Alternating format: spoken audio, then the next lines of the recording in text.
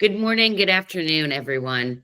I'm honored to be on stage with four extraordinary women who I'm so grateful to know, who have not only carved out remarkable careers, but are also paving the way for our future generations. All right, let's start with intros. Trang, you first. So it's great to meet everyone. I'm really excited to be on this panel. Just a very quick intro.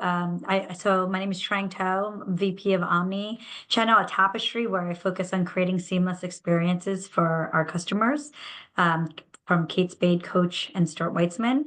But outside of work, I'm a mom to two wild boys who are 2 and 5 and very uncontrollable. And I'm the youngest of four girls. And I think that's important because it's taught me early on how to speak up, adapt quickly, and to negotiate like a pro. So just about me. I love it. Thanks, Trang. So I'm Nicola Kinsella. I'm the SVP of Global Marketing at Fluent Commerce, but we don't do commerce. We specialize in distributed order management. And when I'm not running a global team, I am probably out flying rockets, building and flying rockets with my 16-year-old son. That's amazing. I'm Carla Martin. I'm currently the lead independent board chair of Savage X Finty. I am the mother of three semi-grown children, about to be an empty nester. My last one is just starting to get into college. And when I am not doing board stuff, I am deeply into AI. So I've been traveling around the world, learning about how other cultures are using AI, both culturally and in retail, and speaking about it most recently at the web seminar in Qatar last week. Great. Hi, I'm Vicki Cantrell, the CEO of Vendors in Partnership, which is a combined group of retailers and solution providers in the retail industry to try and find ways to bridge the divide and do business better. That is my most recent endeavor after a very long career in retail on kind of all sides of the fence. I'm happen to be in North Carolina at the moment, but living in Atlanta, and have two children, long grown, and one of them is in the industry. So that's a lot of fun to be able to compare notes. So I'm thrilled to be here. Now, before we dive in, let's take a moment to set the scene because numbers don't lie. In the United States, the women's workforce participation lags behind men's by 11 percentage points, despite women earning the majority of college degrees. As of September 2024, women held 10.4% of CEO positions with Fortune 500 companies, with only 52 women serving as CEOs. As of 2024, the Forbes World's Billionaire list includes approximately 2.781 billionaires. Of these, only 383 are women, accounting for about 13% of the total. As of 2024, women remain significantly underrepresented in the US technology sector. While they constitute approximately 47% of the overall US workforce, women occupy only about 25% of computing roles. This percentage has remained relatively stable over the past decade, indicating there's been some progress, but we also know that there's been some decreases over the last couple of years. We think of our industry as being more female-friendly, but unfortunately it isn't as rosy as we'd like it to be. Women make up the majority of the retail workforce, yet only 12% of retail CEOs are women. In fact, it wasn't until 2023 that women CEOs finally outnumbered men named John in S&P 500 companies. Women hold 29% of executive and senior level roles in retail, and surprisingly, and shockingly and sadly, the average across industries is 3.1%. We're lagging. And despite the progress we've made, research shows that women leaders are leaving the workforce at alarming rates due to burnout, lack of advancement opportunities, and persistent gender bias roles. Retail Women in Tech, our mission is to build the largest support network, provide relevant insights and opportunities, challenge industry norms, and elevate future leaders. We are here to thrive in our careers and transform the future of retail and tech. That's why I'm so glad we get to have these virtual monthly mixers and women like this telling their story. because oral tradition storytelling is what sets us apart in the animal kingdom, and I believe firmly in its power. With today's panel, I hope we inspire all of you to keep at it because we are making a difference. All right, let's start at the beginning. No one's career path is a straight line, and each of you has taken a unique route to where you are today. Can you walk us through your career journey? How did you get started, and what led you to where you are Say now? that maybe first off, I don't think I would have ever expected when I started my career that I would be on a panel focused on retail women in tech. So that wasn't a part of my grand plan. I started my career in management consulting, and I knew I wanted to get closer to the business side, and so I ended up going in-house to do strategy at PepsiCo, and that was when it was led by powerhouse Indra Nooyi, which I'm sure many of you know. I feel like a large part of my career has been following and being attracted to companies that have been led by really powerful women. So first at PepsiCo, and then with my time at Old Navy, and then finally here today at Tapestry, all female-led CEOs. And so PepsiCo for me was a great foundational experience. I learned a lot about problem solving, business growth. But what I found for me anyway was that I just wasn't passionate about soda and chips. Passionate about eating them, but not so much about selling them. So a big fan of the products, but in a different capacity. And I always had an interest in retail. And so I grew up. My mom's a seamstress. She still is in the trade, and so I grew up creating product. And once I made the industry leap to retail, I just never looked back. And so I've since held leadership roles at Saks Fifth Avenue, at Old Navy, I mentioned, and at Kate Spade, where I led North America e-commerce, driving the digital growth throughout COVID, which was a lot of fun, and undergoing a major replatform, which was not quite as fun. And then today, I'm the VP of Omni at Tapestry, and so I focus on leveraging AI, Carla. So we should definitely chat more data and technology to drive customer experience across our three brands. Thank you, Trang. Appreciate it. I'll go next. So my first job after high school was actually in retail at a grocery store, but that was a part-time job. And most of my career, actually, the first half of my career was on the implementation side of technology. So whether that was e-commerce, supply chain tech, and it wasn't until mid-career that I pivoted across to marketing. I was working at Diageo on their North American SAP project, and they sent every employee to 3 days of marketing training. And I was just like, oh my goodness, where has this been all my life? I just loved it. But at the end of the project, for someone with no marketing experience, there wasn't really a role in marketing for me. So I just started reading everything I could about branding, positioning, copywriting, advertising. I'd already taught myself sort of some coding and things and was building some websites on the side. So started working for local businesses, and which led to a job at a local distributor, which led to a job at a systems integrator. And now I've gone vendor side and I've been at Fluent for about 6 years. Amazing. Carla. You're on mute. Sorry, I'll start like Trang. I never thought this is where I would end up. I actually started my career as a lawyer. I was an intellectual property lawyer doing a lot of work. I was in the Bay Area for both tech companies and companies like Gap, who were licensing images for apparel. And I really loved it. Like Trang, most of my journeys have been strong mentors who said, hey, do you want to come to this place to do this thing with me? I went to a consulting firm actually to start our tech incubator. And did that looking at early stage startups and, back in the before the second dot-com bubble burst, and was doing what was then called telephony work, most of it out of the country. And Deutsche Telekom said, hey, we want to open some stores in the US.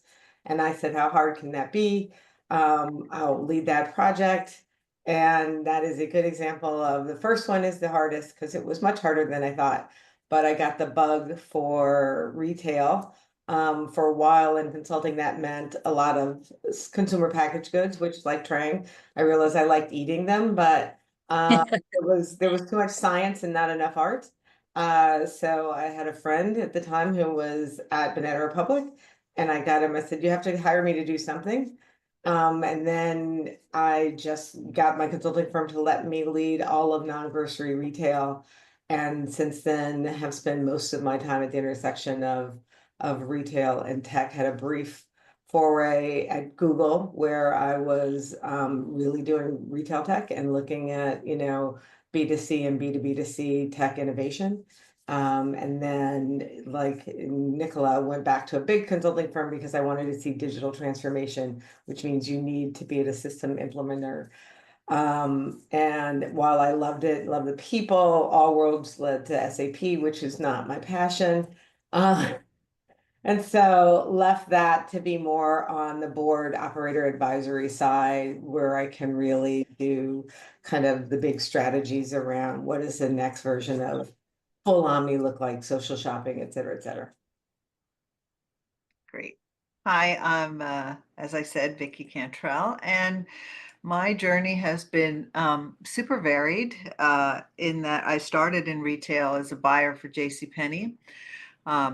And an in-store buyer, which is what we did way back in those days. And without going into all the way I made the changes and the connections, I ended up working for a retail tech firm, partly because we had to install computer registers in Pennies, and I got the tech bug, having no experience, and ended up working for a retail tech company, implementing systems in retailers around the United States, and then went back into retail because as a tech vendor at the time, which we kind of did soup to nuts for any implementation, as a tech vendor, I wanted to see the end result of the business impact. And so went back to retail for decades after that. My journey in retail with many brands, but the last three were the Gucci group during all the acquisitions, and Tory Burch and Giorgio Armani. My retail career was so amazing because I never had to kind of stay in my swim lane. I was a CIO, I was head of customer experience, I had marketing, e-com. I ended up being the COO at Tory Burch, and it was just because of that, being able to kind of interact with the business and understand what the business needs, and starting with technology, because as if we are in technology, we see everything that happens in the business. We're exposed to everything that happens in the business. And so that's always kind of such a good grounding. It's working in the luxury world. It is, so you all talked about product, loving product. I can tell you I love product. And had some pretty sweet clothing allowances too. So not a bad gig. But after working at Tory and head of operations, and it was crazy during extreme growth, such an amazing brand. I ended up going to work for the National Retail Federation to run the communities of the business groups, okay, the shop.org and digital and CMO, because my thing has always been about getting people to work together inside the business and all of the different disciplines and building community. And that has what has shaped where I am today, is building community. So that's kind of my journey. And I just want to say one thing about what you all said. We had a common theme across everything. Each one of us said something about having had no experience. And that really, really struck me. Okay. I became a CIO. And the way I became a CIO eventually was because I installed a computer register and trained 150 floor people how to use it. I mean, we had no experience, but we had the drive and desire to do it. And I think that's a pretty cool thing. So we started with the career journey. We're going to talk about today, we're going to go through the whys, the defining moments, the challenges and how they've overcome them, the triumphs, because we do a really bad job, I think, of celebrating. And Vicky, I was hearing we need to celebrate the fact that everybody took bold moves, right? And did things they didn't know how to do. What would you do differently? And then we'll close with what we're seeing in the industry and the advice for future leaders. Ready now to dive in to your why. Ready now to dive. So, Carla, why don't we start with yours first? Success in any career takes resilience and passion, as we were saying. So, what has driven you? What's been your personal mission or why that keeps you motivated in this industry? So I think it's similar to what you said when your statistics, and I sort of have been in the industry, but side by side as being a consultant and an advisor to the industry. And I was always amazed that as people got more senior, my clients got more senior, and these were apparel companies that sold companies mainly to clothing for women, the merchants, the designers, but as you got more senior, they all became men, right? And I just thought that was weird. And they all became, for the most part, cisgendered white men, who I love, they're allies and they're friends, and one of them is the father of all of my children.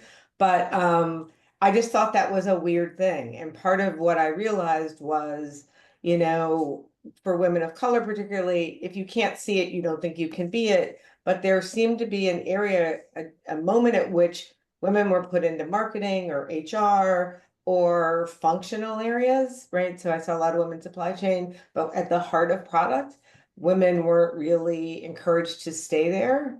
And I just thought that was weird. So part of my why was always gravitating toward, lifting up women of color, really advocating at the board level. Once I got senior enough to my clients or the boards around, changing the makeup of who was in the C-suite and who was in the board. Like, we control 80% of buying power. Of that 80%, women of color make up almost half of it, right? And yet we don't see ourselves, we're not marketed to. And my passion has always been, in this inclusive industry that I love, that I'm passionate about, I want my kids and I want my kids' kids to open up a Vogue and see themselves, right? I want them to walk into, the Gap building, and Gap is probably better than most. Having a lot of us has probably gone through Gap at some point on this call. And just see folks in every function, right? One of the things I love about retail is it's the one area where you really need to know the entire value chain, right? I don't care if you're a designer, you know something about supply chain. I don't care if you're in the supply chain, you know something about marketing, because the way the value chain works, retail is a back end and a front end merger of things that have to come together at exactly the right time. And so just my why has been, what other industry allows you to have such a breadth of knowledge? And, why aren't more women just sticking with it, right? It's family friendly. I mean, it's got all the elements, right? It's just partially, there comes a moment where, men step in and take over, right? So that's my why, has been getting more representation writ large, whatever that means, into retail. Carla, I loved that you called out, and I've never thought about it, is the synergy of everything coming together at one moment. And the reality is that everybody, you're right, everybody has a role in getting that product out on the floor and has some sort of understanding about it. Trang, why don't you go next? Love it, Carla. I mean, I resonate so much with what you've shared. I think, of course, I mean, I think the idea of uplifting women and being a part of that community has definitely moved me. And I think coming into retail, and more recently in tech, I think I've seen that disparity much more pronounced than I previously have. As I think about what motivates me to stay in the industry, I think one of the things that really excites me, and you spoke about a bit about the breadth, Carla, of impact, is the breadth of impact to really make a difference in people's lives, right? And to be a part of our customers' stories, not our employees, but our customers. But then when I think about retail, it's not just about selling products, right? It's about creating those moments that matter at any price point, right? So I worked at Saks Fifth Avenue, that was super luxury, and all the way through Old Navy, that is the epitome of democracy of style and fashion. But I think the reality is that it's those moments of creation of confidence, and a deep connection with the customer and making them feel ready, that gets me excited. And I think we try to do that every day. And at each brand that I've been, we've had our own space in the customer's kind of life. But the idea that we can continue to innovate and understand our customers and try to personalize that experience, but also be there for them moments that matter. That to me is very exciting. And I don't think it goes away. I think the opportunity continues to change over and over, and how we get there changes as well. Nicola, why don't you go next? Because you represent a different perspective, having not been in the business, but been in the world of tech and retail tech. Yeah, absolutely. And I would say that, for me, my why is I'm a strategist, a brand builder. I just love building businesses, right? Growing teams, setting up the processes to help them scale. I love what I do every day, and it's really nice when you wake up and you're like, I'm excited to do my job. I like driving change. I like solving hard problems, and I do love empowering women. I have an all-female team right now. We're going to be getting a male maternity leave cover who starts with us next week. So that's exciting for some gender diversity on my team.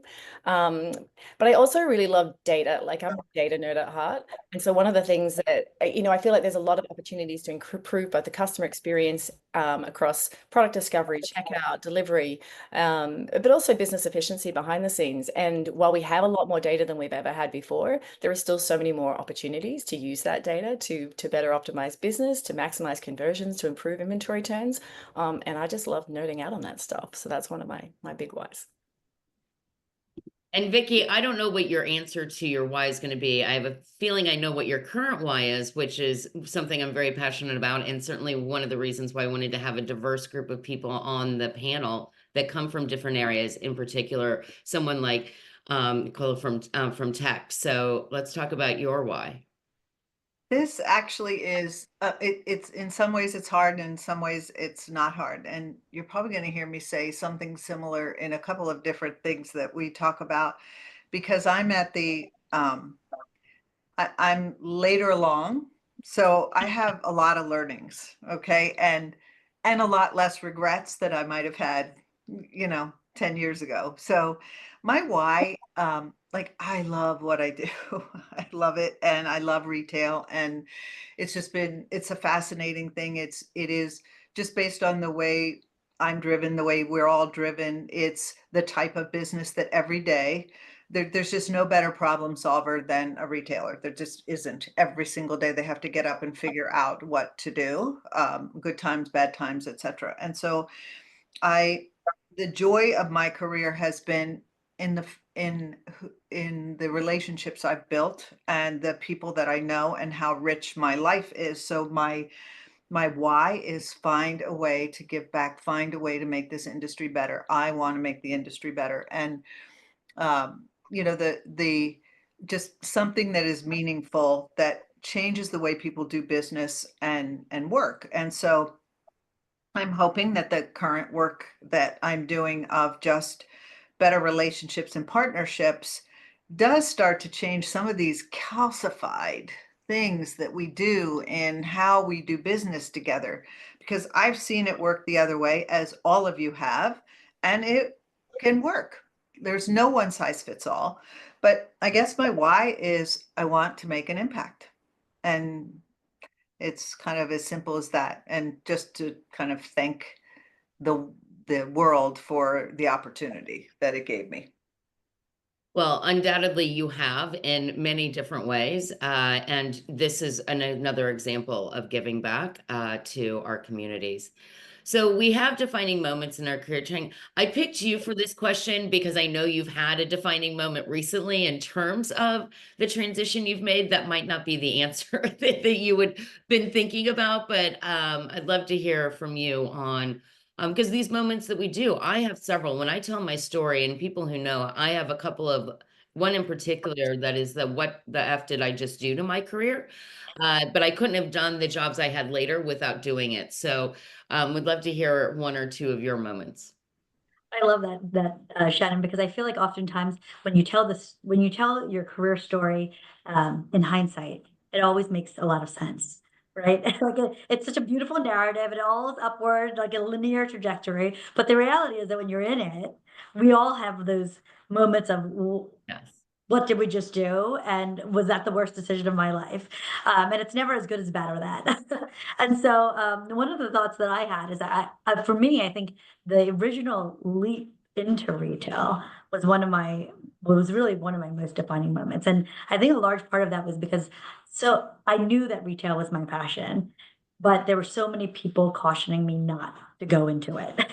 Right? Everybody, like my friends, my mother, who was a seamstress and was like, "Do not do this." And a lot of people actually told me not to mix my passion with my work because I would ruin the passion, which I believed for a while, right? And so stepping into retail wasn't just about really following an industry I loved. It was about aligning my work with what energizes me every day. And I think as all of these ladies, Vicky, Carla, Nicola, talk about the passion that they feel and the why, I think you can see that everybody feels so passionate about the work that they do every day. And I think it's so important. For me, I mean, retail is so dynamic, it's fast paced, it's deeply connected to the customer. And I really thrive in an environment where I can blend the creative aspects with the strategic and the data that Nicola was talking about as well, right? And so the moment I made that transition, it was like something clicked, right? Like I knew that I was in the right place. And so for me, I think what I've learned through that defining moment is that finding that intersection between what excites you and what you do for a living, like that is a gift. And it really brings out the best work. It fuels the resilience, which I think we've all shared you need in this industry to make it. And I think it makes the challenges feel a lot more like opportunities. And so looking back, I'm very grateful. I didn't listen to my mother. Don't tell her I said that. Because ultimately, I mean, doing what you love at the highest level is just incredibly fulfilling. Well, I couldn't agree more. And I listened to a panel last week at ETEL, and it was unanimous from that female panel that it really is exactly about that, finding your why, because then you understand your value. And our opportunity is how are we stronger at bringing our voices to the table about the value that we bring? And I think culturally, for a long time, we were told that work and passion didn't align. Then there was a shift to that. But what did that really look like? What did that mean? I think we've gotten to create more fidelity around what those intersections look like. And I feel really blessed that I'm starting to find that. I've always had a little bit, but I think when you find that sweet spot, that's really when you excel. And work doesn't feel like work. And isn't that what we all want to ultimately, start to have in our lives, considering that we spend more time at work than we do with our families, arguably. Um, Vicky, Carla, Nicola, do you guys have anything to add to that? I think that there was a lot of great nuggets that you just shared. Yeah, I will build on that. I think one of my defining moments is, again, like Vicky, when I told my mom I was going to go do retail, first she thought I was going to go like work at the Gap, like selling clothes. And then the same thing, everyone said like, oh, it's kind of frivolous, it's not like serious. And I remember during the Obamacare era, one of my clients who was the CEO of a big healthcare company said, we need to figure out how to do this. Like, we don't know how to sell insurance to people, right? We sell it to brokers and through these HR people. And I remember long ago, there was this Senator Tip O'Neill, and he said about politics, he said he was a federal senator. He said, all politics is local. So everything you're doing is local.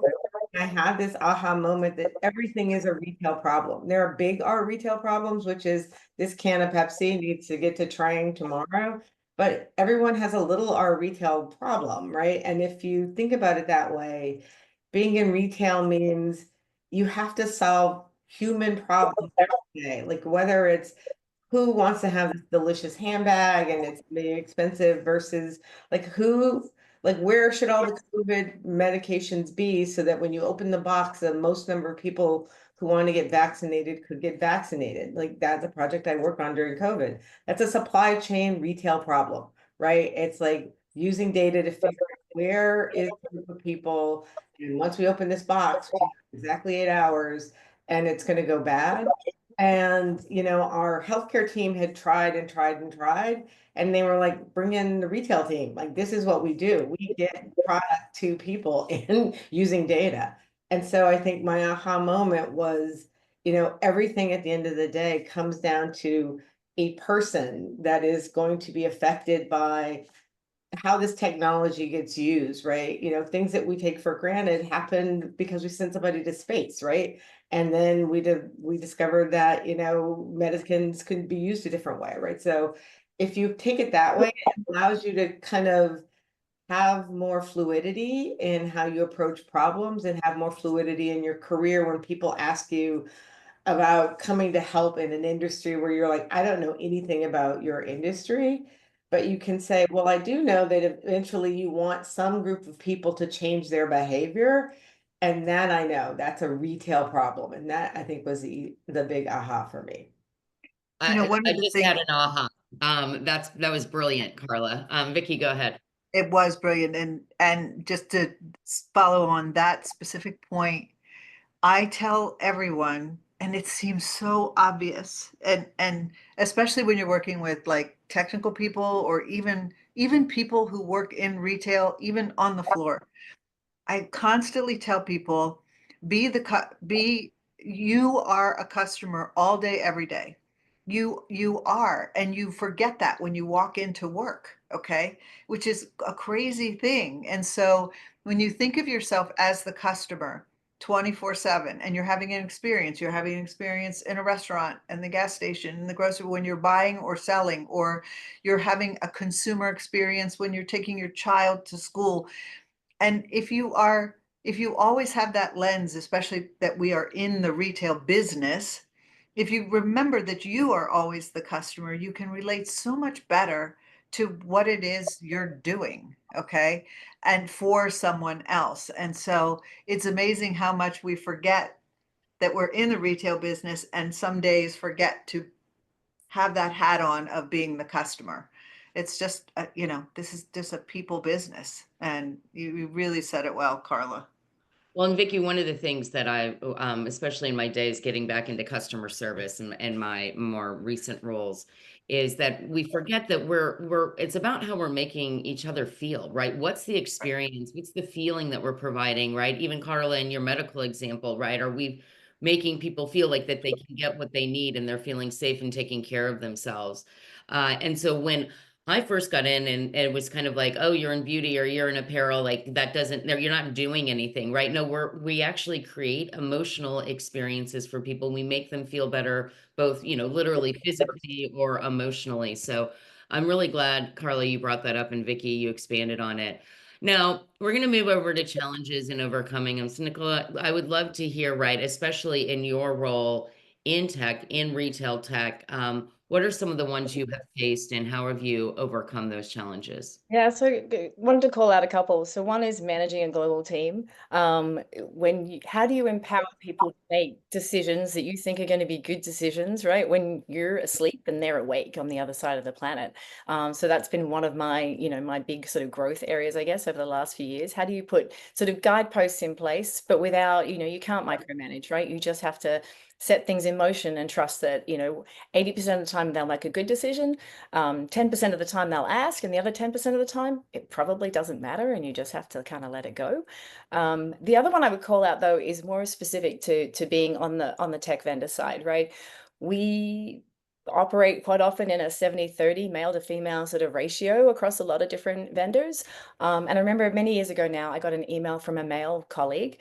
It was a subject line and a PowerPoint presentation attached. There was no body to that email. And it just said, can you just pretty this up a bit? And I was livid, absolutely livid. It made me feel like I offered no value aside from putting on lip gloss. That wasn't okay for me. It wasn't okay for my team. So since then, every company I've worked at, I have banned the word pretty when it comes to any sort of marketing requests or reference to any sort of marketing assets. We do reconstructive surgery on presentations, we architect, we design, we add creative genius, but we do so many more things, and we don't just make things pretty. That gave me chills, to be honest, and a little tear in my eye, but that's wonderful. And these are the moments, right? I mean, I'm having so many ahas as well. And I think to your point, if you walk the floor at NRF, if you walk the floor at Shop Talk, it shows why we still have these huge opportunities, especially when we know the convergence of retail and technology have always been, should have been best friends. They haven't always been, but now, they're explicitly linked in ways that we've never seen. And I can't imagine you're alone, right, Nicole? I know for sure that the example you just gave, there's probably hundreds and hundreds of those, just using different words. Uh, so Carly, you shared some of your like at least learnings, but what are some of the most valuable lessons, one or two that you've experienced, especially as it relates to being a female in our industry? I think Vicky said this earlier. Part of it is just, as you get more reps living in the world, your hindsight and sort of, it's not necessarily knowledge, but you get a certain amount of wisdom. I think one of my biggest lessons is, most things are not very risky, right? It feels risky because, giving your toddler a sharp knife is very risky, right? I don't recommend it. Mostly bad things will happen, but things I remember in the middle of my career that were a lateral move or, that I really tore myself up about weren't really that risky, right? And so I think, getting out of particularly, and I think I'm going to say this because I love International Women's Month, but I constantly remember, and Vicky probably was there too, sitting on panels, and we were always like, women can have it all. And we defined all as you can have a job and you can have some kids. And I was like, you can have a job and then a shitty unpaid job. That's all. Like my male colleagues had hobbies and avocations and quirks and all these other things. And so everything that was outside of those two things that we had defined as having it all felt risky because it felt I was if I took another job that was different, or if I decided to go to a startup instead of this institution, then is my other job at my family at risk? And then at one time I was like, this isn't risky. I mean, like it could have downside, like I might have to reinvent, but I think women are told to think that things are risky, and so we don't, and I remember once asking a mentor about some job, and I said, well, I don't know if I'm ready. And he said exactly what Vicky would say. He was like, look who is doing it now. Like, look at this guy who's doing it. Like, do you think you could do worse than that? And I was like, yeah, no, I could do better than this. He's like, well, then you're completely ready, right? And and so usually it's been making myself think that, you know, it's not risky and I'm always ready, right? Just always being open to saying, I may have to learn something. I may have to lean on other people in my network, but it's not as risky as we are internalized from childhood to think that big moves or lateral moves or something that feels to other people like you are stalling your career could actually be you adding rocket fuel to something to take off. And I think that's, I was well into my early 40s before I really internalized that and just said, is anybody going to die? If the answer is no, then this risk is relatively not as big as I'm making it feel in my head. Carlene, you touched on something that, in the last years, I've, gotten to know an incredible group of women, that especially those that frankly are still in their 40s and even 50s in their careers as they're looking to transition, maybe given whatever's happened, they're trying to find their passion. We know we've had a lot of disruption in terms of jobs and our industry in particular in tech. And this is absolutely true for those in their 20s and 30s, that there had been some stat out there that had said, women look at the 30% they can't do when they're looking at a job opportunity, whereas men look at the 70%. Did I do that right? 30%, 70%. I think I got that. I'm not good at numbers. I took college algebra, pass, fail. That's why I was never a planner in retail. And it is almost unanimous, right? From women from their 20s into their even early 50s, that is the case. And that's the script that we need to flip. And it's done through allyship of women. We have great examples of men being amazing allies. And I think we could all name on more than, one hand how many have been important. It's a little harder from a female perspective. And that's how we, by changing how we speak about ourselves in front of them, as well, excuse me, as well as bringing their voices to the table. So he's going to into the next question is going to be, what would you do differently? But I actually think, based on what we just said, let's talk about your triumphs. Again, we're not prideful. Even in my retail women in tech role, when I've told my story, I find myself reducing the impacts that I've made. And I have challenged myself to write a new script about my accomplishments, and I get stuck. And you guys all know me. I'm a pretty, seemingly outwardly confident person, but I even learned in myself I was not as confident as I actually thought I was. Vicky, you've got a long list. You all do. Share some of the things you're really proud of.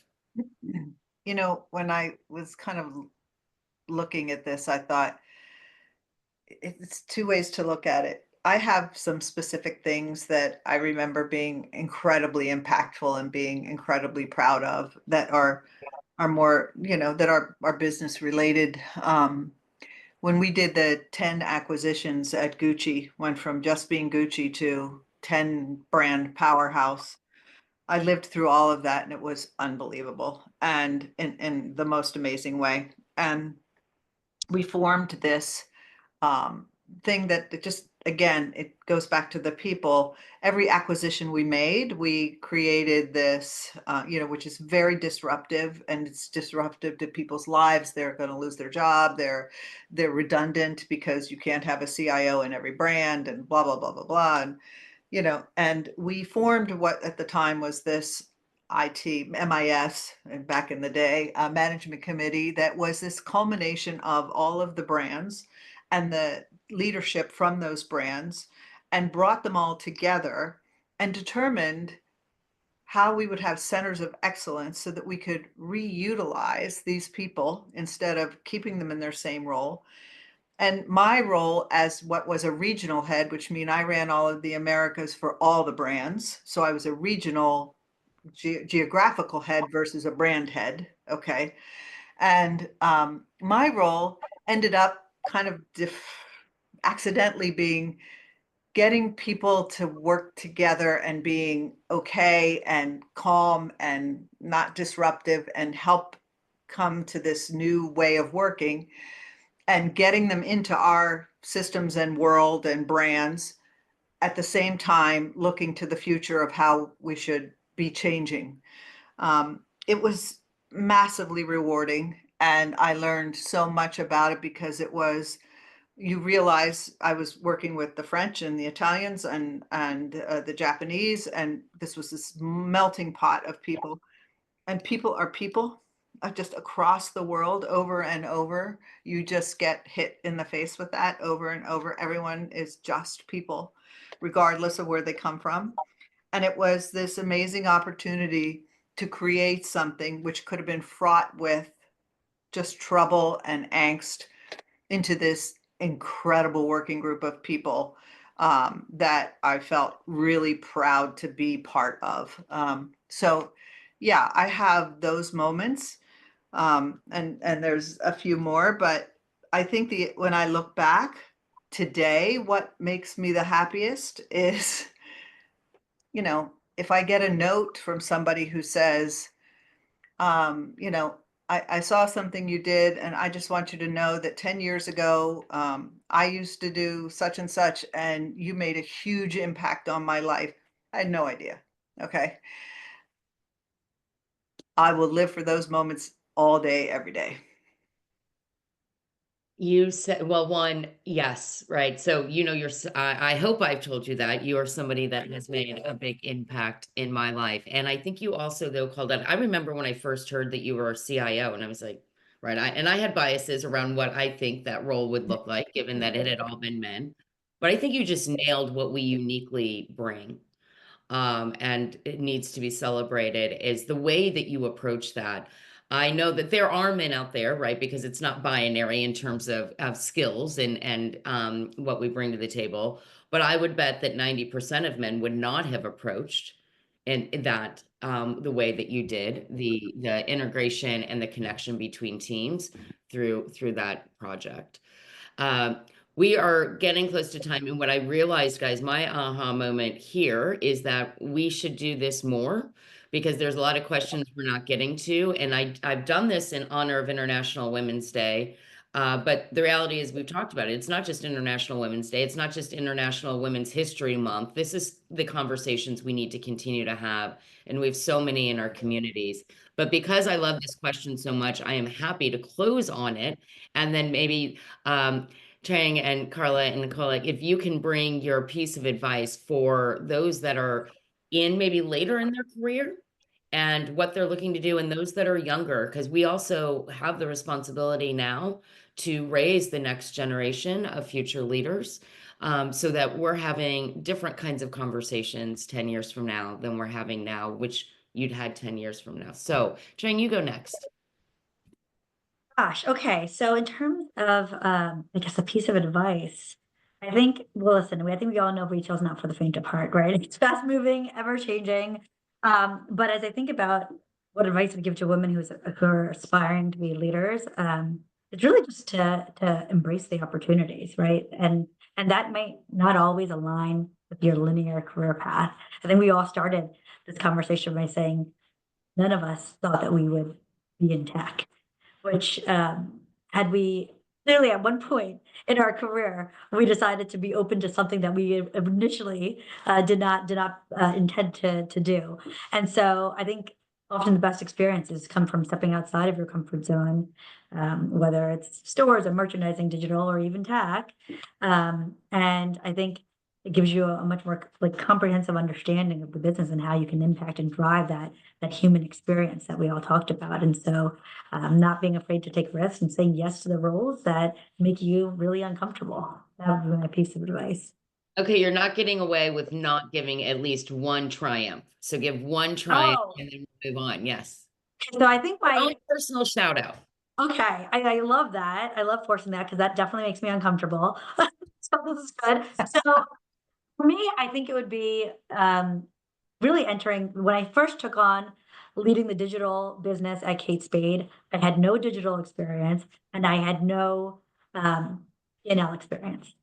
And I thought, person's crazy giving me this opportunity. And he had worked with me before. And I think it goes back to what we were talking about earlier about seeing, I think Shannon, you said like seeing the 30% of the things that I could not do and leaning into it, right? Voicing that discomfort and sharing it. And I think when you voice it and share the worst that could go wrong, I think it's what Carla mentioned, which is that how risky is it?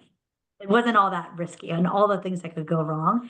And so I think stepping into that role right at the beginning of COVID was probably the most crazy time to take on digital for the first time. But the reality is, I think bringing a completely different perspective, having not been in it, allowed me to actually look at the business in a completely different way, which I think for all of us who was trying to navigate COVID, I think what worked in the past wasn't what needed to be done. And so I think that different perspective actually allowed me to feel the growth and to change and to bring the change that the team needed. And so appreciate the question, Shannon, but that feels like my biggest success to date. Okay, Nicola, you're next. Okay, slightly different like lens or perspective. So 4 years ago, I knew nothing about analyst relations. And 4 years ago, so Fluent Commerce is an Australian headquartered company. I'm originally from Australia. I've been here 26 years now in the US. But they didn't know who we were, what we did, or why they should care. And just recently in January, we were named a leader in the Forrester Wave for our category.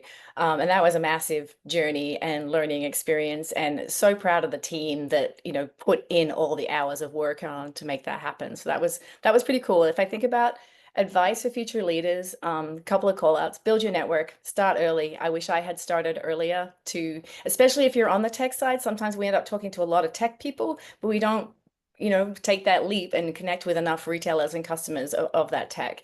So do build that network as wide as you possibly can. And then the other one is always be learning. The job you're doing today will not look the same in 5, 10, 15, 20 years. You have to keep learning to stay current and relevant. And yeah. And also then you get to pivot your career, you don't have to stay in the same job all the time. And Carla. I will start with a triumph, but it is the piece of advice. So when I became a partner at Booz Allen Hamilton, which had been a consulting firm doing strategy work for 150 years, I was the first ever Black woman partner and the first ever woman partner who had children when she became partner. And the advice I would say is the way and I knew the women who came before me. I think I'm really great, but they were good as well. I think the advice I would give is you always have agency over how your career progresses. And so like Trank said, if you're a journey person versus a destination person, you can use that agency in different ways, right? So when I had my first child, all we were talking about is on track and off track, on track and off track. And I was like, that's bullshit. Like I love my work. I love this baby. And you know what? I'm going to become the head of marketing for all of this firm. And they were like, oh yeah, that's a good idea. We don't have a head of marketing, right? And so whatever the choice it is, like it's not always about kids or whatever, but it's just the tenacity to say, just because there is a way things are done, you can just say, I'm going to do it different. And here's how it's going to be awesome for the organization. And, and just dare them to not let you do it, right? Most of the time, we just accept that there is linearity, when in fact, there's this whole other different ways to do things. And I think retail can be one of the areas that gets the most calcified, right? Because people talk about pipelines that were invented in the 70s, and so we have to do it that way, and we can't interject tech, right? But you can always inject change into a system, and you have personal agency over, how to manage your own work-life balance, how to manage your career, and how to like jump out of the linearity and think about what trip do I want to take, right? I don't know if I really care where the bus ends. I just want to have a really cool journey. And so I think that's both my triumph and sort of my advice, like have a cool journey. Well, undoubtedly, all four of you have. And what I want to close out with is talking about retail women in tech and why we exist.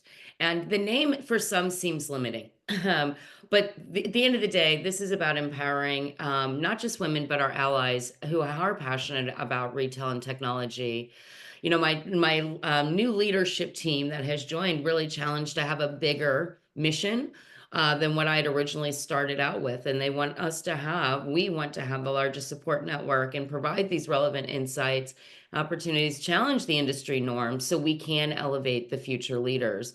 And what we're trying to do, and I've seen it now in the last year, and I can't wait to supercharge it and see where we're going to be over the next couple of years, but is to create these connections between people of different backgrounds, which is part of the reason I picked the team we had today, because we had some people from tech. We had people who'd been in the business, who'd gone into tech. And our population is really interesting, about a third in terms of from the business in tech, from consulting, because I think when we talked about nonlinear careers and crossovers, et cetera, we need to be able to tell those stories. Nicola, I really loved the idea too of, if you're in tech, how are you building those relationships that aren't just work related or a sales cycle with people who are in the business? Yeah. And we're doing this because nobody else is. And we talked about it. We're the majority in the industry, but we make up not enough leadership roles. And our vision is to see women thrive and to build out this space. So in closing, one, a huge shout out of gratitude. I am blessed to know each and every one of you. And to everybody who's listening, and how you can help is we have a shared purpose and a passion. And the way we make this happen is through volunteers, through sponsorship. And we're looking to grow to being a nonprofit by next year. There is that much energy around what we're doing because we want to create the conditions for everybody to love and flourish. So thank you very much. Let's celebrate what we do every day, not just today or actually tomorrow or this month. So with no further ado, I wish everybody a great weekend and appreciate you participating. Thank you. Thank you, Shannon. Thank you, Shannon. Thank you.